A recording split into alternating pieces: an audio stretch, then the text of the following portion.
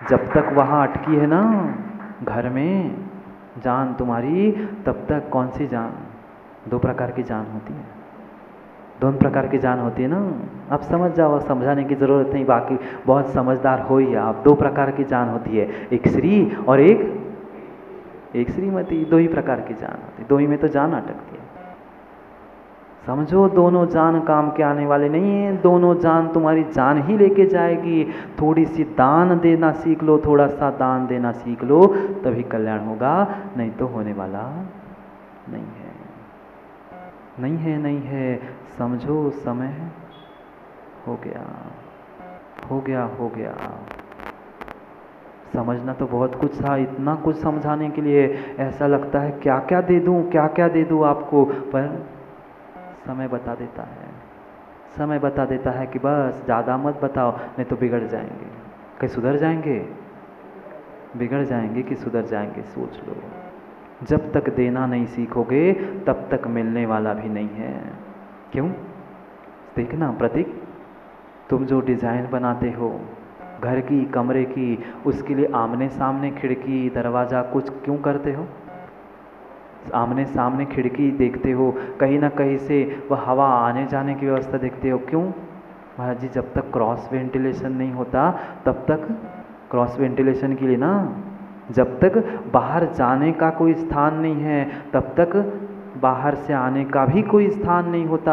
घर, दुकान, मकान सब में हम समझ लेते हैं उस क्रॉस वेंटिलेशन को, पर भीतर के भी क्रॉस वेंटिलेशन को समझो। जब तक भीतर को नहीं देंगे, जब तक जो संचय करके रखा है घर में वो जब तक नहीं लुटाएंगे सत पात्रों के लिए, तब तक नई सामग्री तुम्हारे भीतर, तुम्हारे पास आने ही वाली नहीं है, नहीं आने वाली। जब भी दान की याद आ जाए तब याद करना क्रॉस वेंटिलेशन।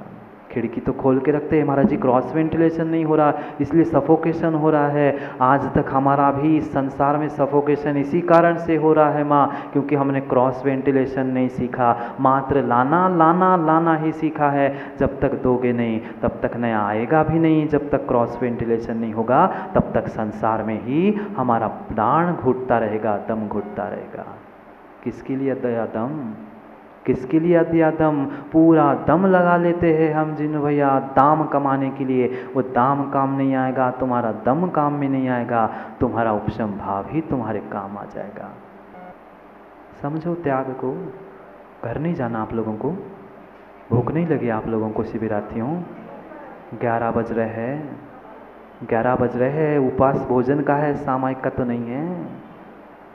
समझो, समय हो गया, समय हो गया।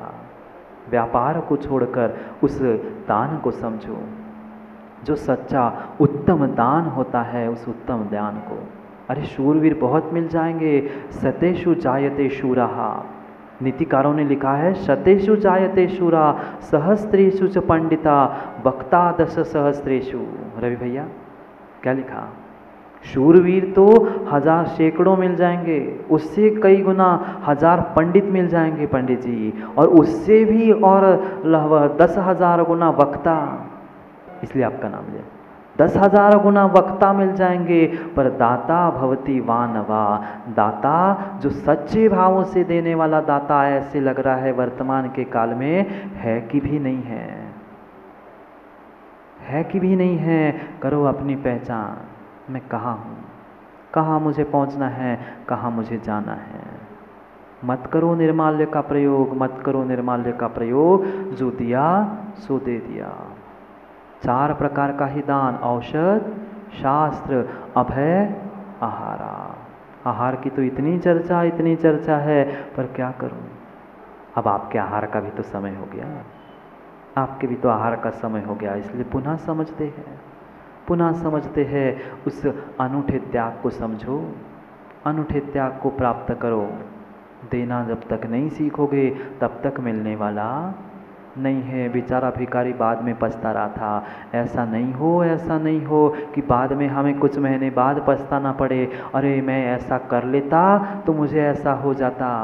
मत पछताना, अभी समय है, समय को समझ लो, नहीं तो समय तो आया वैसे चला जाएगा, पता ही नहीं चलेगा।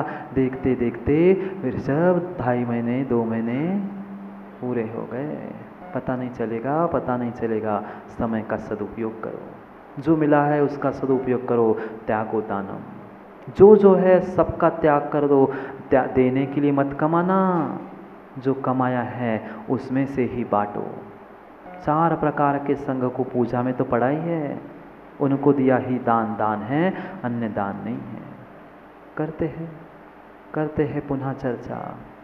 क्या करूं, ऐसे लगता है रे भैया कि जो जो भीतर है, जो जो समझा है सब कुछ बता दूं, सब कुछ बता दूं, पर बर्तन छोटा सा ही है। बर्तन छोटा सा ही, समय का बर्तन छोटा सा ही है। समय का बर्तन छोटा सा ही है, उतना ही मिलेगा जितना बर्तन है। अपने बर्तन को बढ़ाओ, पुण्य को बढ़ाओ, दिए बिना बढ़ने वाला नहीं है। करते हैं पुनः समय की और समय पर चर्चा, क्योंकि आज का समय हो गया। कल पुनः आओगे, कल पुनः आना, दोपहर में भी पुनः आना। करना है समय की चर्चा, क्योंकि समय पर किया गया काम समय को दिलाता है। बोलिए भगवान महावीर स्वामी की। वर्धमान स्वामी के शासन में हम सभी विराजते हैं और उनकी यह पावन पीयूष देशना हम सभी के लिए परम उपकारी है। अनादिकाल से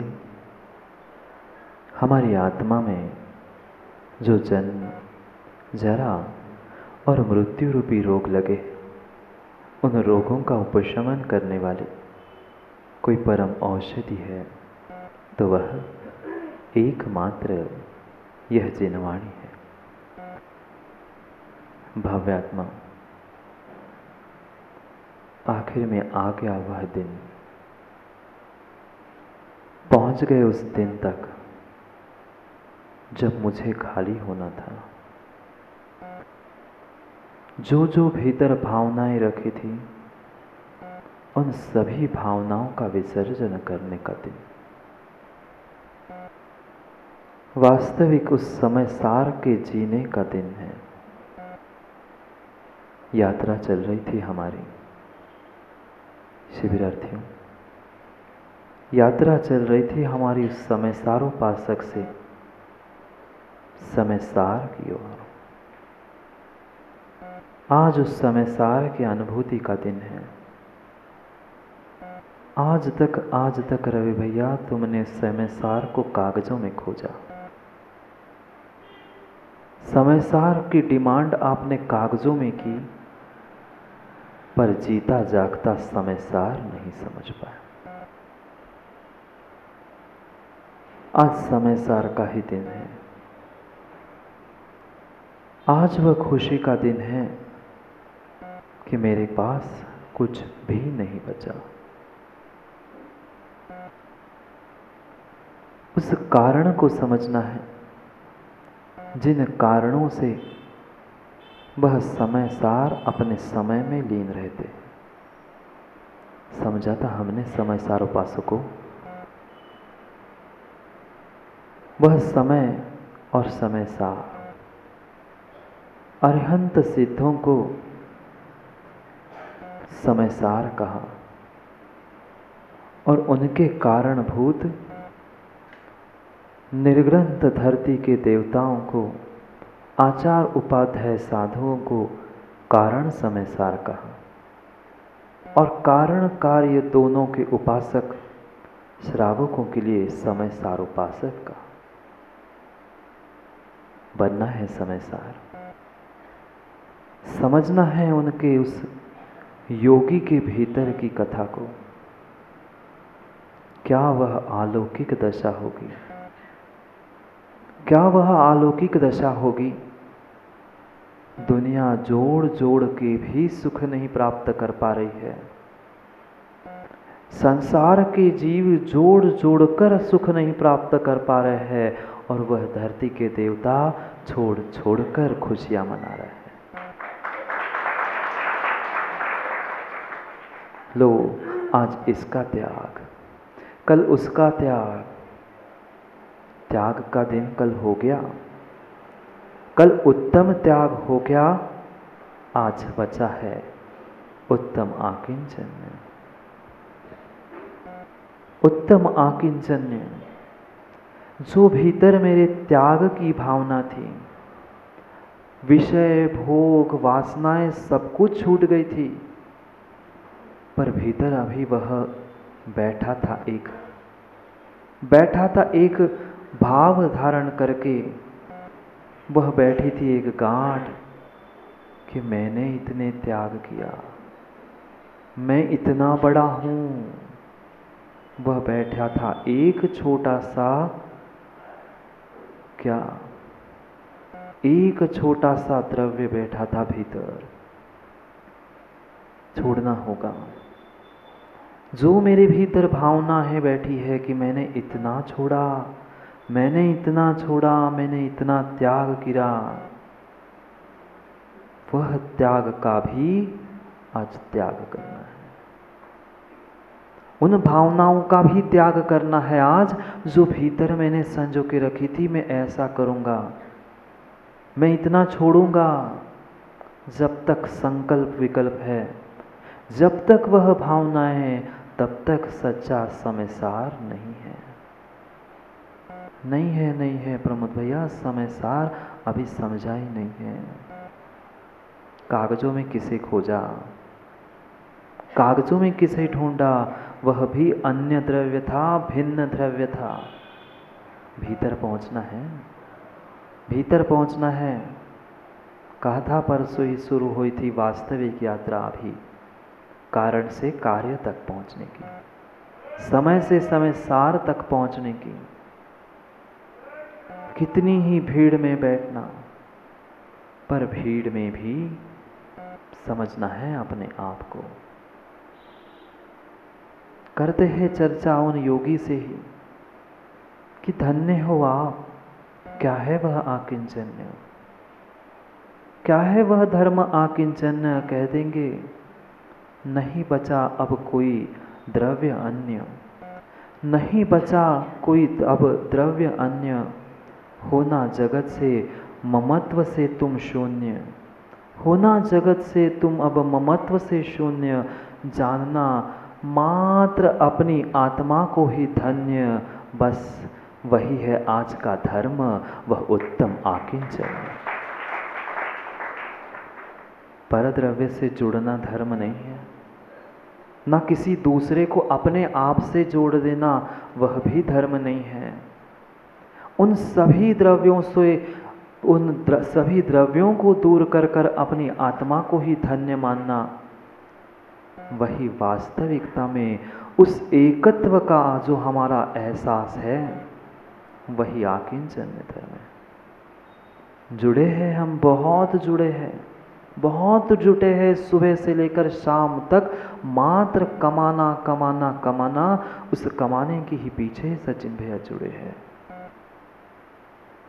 वे योगी भी जुड़े हैं, क्योंकि शब्द ही कह रहा है योगी जोगी जुड़ जाओ, योग कर लो। आप इकट्ठा करने में जुड़े हैं, आप भी अपने लक्ष्य की प्राप्ति के लिए जुड़े हैं, वे भी अपने लक्ष्य की प्राप्ति के लिए जुड़े हैं। जुड़ जाओ शिविरार्थियों, जुड़ जाओ। कितनी तैयारी करते हैं। मनाई की तैयारी, 10 लक्षण आने वाले हैं।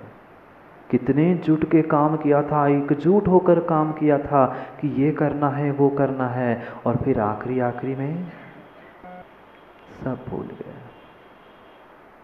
वे भूले नहीं हैं योगी, भूले नहीं हैं योगी। लगे हैं अपने आप में, लगे हैं अपने उस लक्ष्य को प्राप्त करने के लिए, उस स्थान तक पहुंचने के लिए।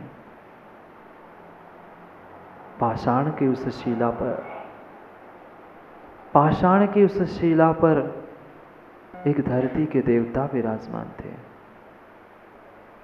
अपने उस ध्यानाग्नि से कर्मों को जला रहे थे। कौन सा होम मां? ये नित्यम व्रत मंत्र होम निरता ध्यानाग्निहोत्राकुला। ध्यान रूपी अग्नि में कर्म रूपी उस समिधाओं को जला रहे हैं, उस मंत्र व्रत रूपी की आहुति दे रहे हैं। धन्ना ते भगवंता, धन्य है वे धरती के देवता। सब कुछ छोड़कर बैठे हैं, भावनाओं का भी त्याग, कोई मुझे देख ले, कोई मुझे देख ले, यह भी नहीं। पहुंच गया था बिंबसार, पहुंच गया था बिंबसार उस जंगल की यात्रा करने के लिए, भ्रमण के लिए निकला था। दूर से ही देखा ये कौन चमक रहा है। आज तक इतनी चमक, उस सूरज चंद्रमा को भी, उसकी भी चमक को फीका करने वाली ये चमक दिख रही है। कौन बैठा? पास पहुंचता गया, आगे आगे बढ़ता गया। सोच रहा था स्वर्गों से कोई रतिराज उतर के आए हैं, स्वर्गों का कोई देव बैठा है क्या, या कोई प्रतिमा है निश्चल निर्विकार। चलते चलते सोचते सोचते जाके सामने पहुंच ही गया। जाकर सामने जैसे ही पहुंचा, अरे ये कौन? इतना सुंदर बदन, इतना मोहक उनका चेहरा। लगता नहीं है, लगता नहीं है कि कोई दरिद्री के घर का हो। चेहरे से क्या पहचान नहीं होती? चेहरे से ही युवाओं पहचान होती है कि ये किसके घर का है। समझ में आता है, समझ में आता है। खाए हुए के गाल और नहाए हुए के बाल दूर से ही समझ में आते हैं। वह गरीब दरिद्री कितना भी अच्छे से खाए, कितना नहाए धोए, पर वह अपनी बता ही देता है। उसका वह राजबिंड स्वरूप देखकर चकित हो गया। सोचने लगा वह राजा बिंबसार कि क्या हो गया इसे, किसने घर से निकाल दिया, किसी ने किसी की इसके इच्छा की पूर्ति नहीं की क्या? पक्का ऐसा ही कुछ हुआ होगा कि उसको किसी ने घर से निकाल दिया होगा, किसी ने शरण नहीं दी होगी, किसी की बात, उसकी बात किसी ने नहीं सुनी होगी, इसलिए उसने सब कुछ छोड़ दिया होगा। मैं पूछ लेता हूँ, मैं पूछ ही लेता हूँ कि क्या हो गया। ये आपकी उम्र नहीं है, आपकी उम्र तो उस भोगों को भोगने की है। आप ये कपड़े उतारकर नंगे होकर पत्थर पर क्यों बैठे हो? क्यों बैठे पत्थर पर? पूछ रहा था। उतने में ही उस योगीराज का ध्यान भंग हो गया, ध्यान टूट गया।